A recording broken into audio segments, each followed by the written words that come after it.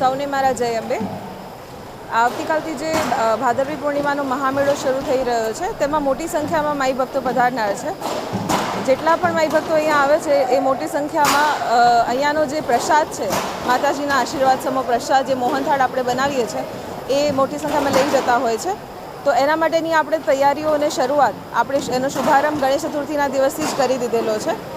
આપણે આમ જોઈ શકીએ એમ કે અહીંયા આપણે કુલ 1000 ગાણ જેટલા મોહનથાળ 18 તારીખ સુધીમાં આપણે બનાવવાનું આયોજન હાથ ધરેલું છે.